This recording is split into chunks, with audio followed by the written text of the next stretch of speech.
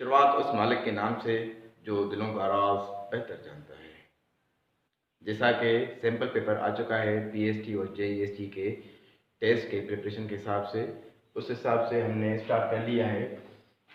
Mathematics का portion हमने start किया है।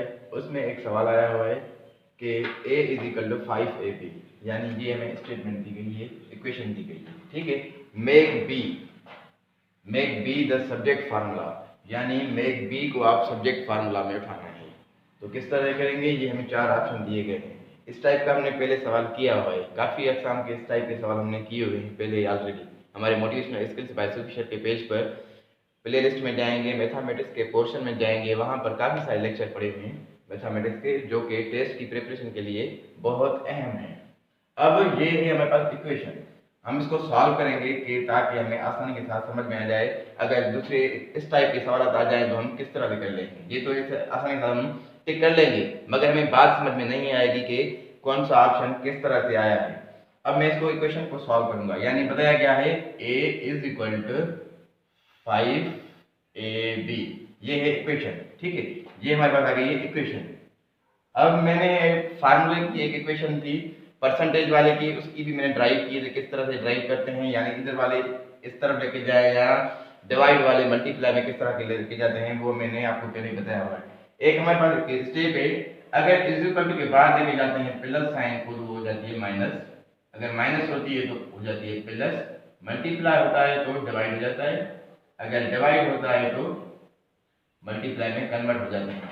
ये हमें स्ट्रक्चर याद रहेगा तो हम इस सवाल को आसानी के साथ हल कर सकते हैं। ये स्ट्रक्चर बहुत अहम है इस सवाल को सॉल्व करने के लिए। अब ये कह रहा है बी को आप सब्जेक्ट में लेके आए, जैसे ये ए सब्जेक्ट में दिया गया है, इसी तरह से हमें बी को सब्जेक्ट में लेके आना है। अब ए हमारे पास सेम रहेगी, ठीक है, सिर्फ और सिर्फ क्या करना है, बी को सब्जेक्ट में लेके आना है, यानी इस अमाउंट को हम क्या करेंगे, इस तरफ लेके आएंगे। अब 5a जो है क्या है, इसके साथ बी के साथ क्या है, मल्टीप्लीकेशन है। सिंपल में क्या हो जाएगा, ये इसको मैं एक ही स्टेप में इसको कन्वर्ट कर रहा हूँ, ये a सेम रहा, ठीक है। अब मैंने 5a को सिर्फ और सिर्फ इज इक्वल से इधर लेके आया हूं, तो क्या हो जाएगा, ये मल्टीप्लाई में है, b के साथ क्या है इसका ताल्लुक, मल्टीप्लाई, यहां क्या जाएगा, डिवाइड में हो जाएगा, यानी 5a, ठीक है, इज इक्वल टू, अब ये 5a यहां चला गया, अब यहां सिर्फ क्या बचा, b, ठीक है। अब ये हमारे पास आंसर आ गया।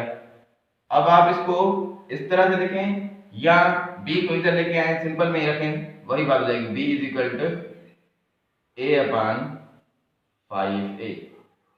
इसको इस तरह से लिखें या इस तरह से लिखें, इसमें कोई फर्क नहीं पड़ता, ठीक है। यानी हमारे पास आंसर क्या आ गया, b is equal to a upon 5a। अब यहाँ पे देखें, सवाल में कहीं पर ऐसा ऑप्शन है, यहाँ पे दिया गया है b is equal to a plus 5a, हमारा ये ऑप्शन कैंसिल हो गया। अब यहाँ पे देखें b is equal to a upon 5a, b is equal to a upon 5a, हमारे पास ये आंसर आ चुका है। यानी आप ऐसे लिखें, यहाँ b is equal to a upon 5a, यानी बात वही है, यानी ये लिखें या ये लिखें, दोनों आपके सही होते हैं, ये अपान में है, ये भी अपान में, यहाँ डिवाइड लिख लें, वो भी आपका सही रहेगा, ठीक है। यानी हमारा option B is right answer, ठीक है। b is equal to a minus 5a, ये भी हमारा कैंसिल, ठीक है। b is equal to a minus 5a minus a, ये भी हमारा कैंसिल हो गया। इसी तरह से अगर दूसरा सवाल आ जाता है इसी टाइप का, अगर हमें इक्वेशन चेंज करके देता है तो हम किस तरह से करेंगे, मैं आपको एग्जाम्पल करके दिखाता हूँ अभी। अगर हमारे पास इस टाइप का सवाल आ जाता है x is equal to 4xb plus 2, make the b the subject formula. अब कह रहा है b को आप सब्जेक्ट फार्मूला लेके आए, यानी ये जो b है इसको आप बाहर निकालेंगे x की जगह पर। क्या करेंगे, सिंपल में इक्वेशन लिखूंगा, x is equal to 4xb plus 2, ठीक है। अब मैंने बताया आपको कि यानी b को हमें बाहर निकालना है, बाहर निकालने के लिए क्या करेंगे हम,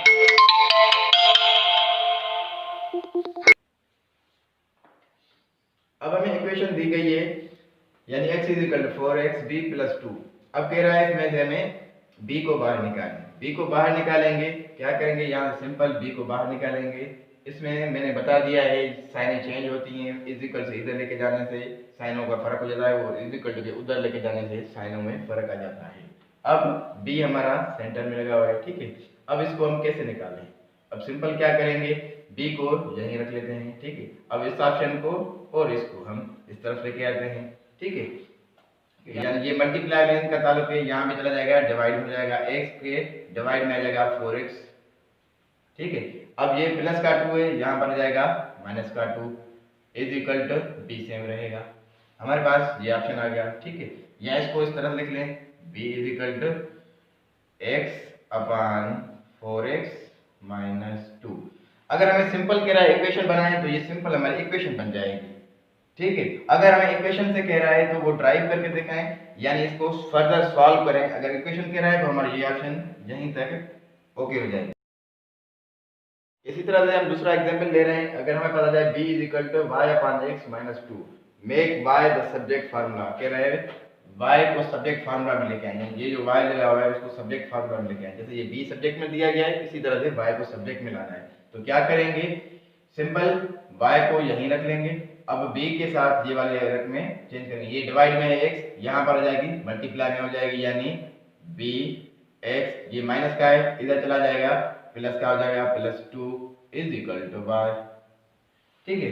हमारे पास ये क्वेश्चन आ गई, यानी y is equal to B X plus 2। ये हमारी क्वेश्चन आ गई, ये हमारा आंसर आ गया, ठीक है।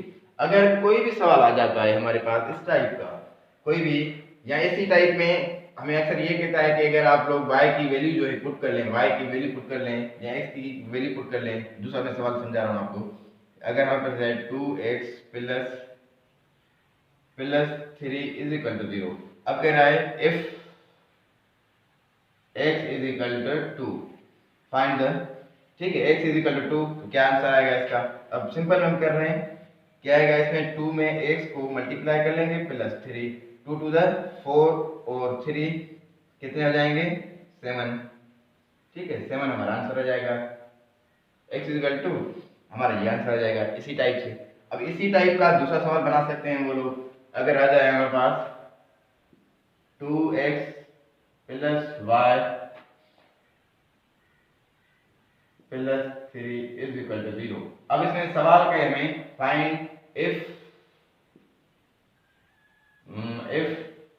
y is equal to 2, so find the value of x।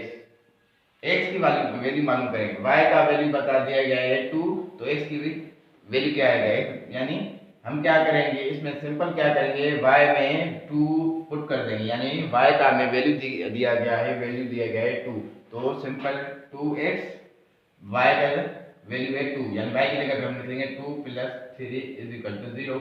अब यहाँ पे ये जो x इसके साथ मल्टीप्लाई में है, ठीक है। अब हमें मल्टीप्लाई वाला जो पोर्शन होता है उधर लेके जाने के लिए क्या करते हैं, हम डिवाइड कर लेते हैं, यानी 2 और 3 7 उधर चले जाएंगे, माइनस के हो जाएंगे, x is equal to minus 7 upon 2, ठीक है। ये हमारे पास आंसर आ जाएगा, x का वैल्यू आ गया, x का वैल्यू मिला हमें, x is equal minus 7 upon 2, ये हमारे पास आंसर आ गया। इसी टाइप से, क्योंकि हमें पता है जो प्लस के अमाउंट होते हैं इज इक्वल के बाद जाते हैं तो वो हो जाते हैं माइनस के, और मल्टीप्लाई का होता है तो वहां चला जाता है तो डिवाइड में हो जाता है। अगर डिवाइड का होगा तो वहां जाएगा तो मल्टीप्लाई में हो जाएगा। इसी तरह से आप दूसरे सवालों की इस तरह से प्रैक्टिस करते रहें ताकि आप लोग टेस्ट की प्रिपरेशन आसान के साथ कर सकें। अगली वीडियो में हम दूसरा एग्जाम्पल उठाएंगे टेस्ट प्रिपरेशन के हिसाब से, यानी सैंपल पेपर में से दूसरा सवाल उठाएंगे, वो भी आप जरूर देखिएगा। लाइक करें, शेयर करें ताकि दूसरे लोग भी हमारी वीडियो का फायदा उठा सकें। Thanks for watching.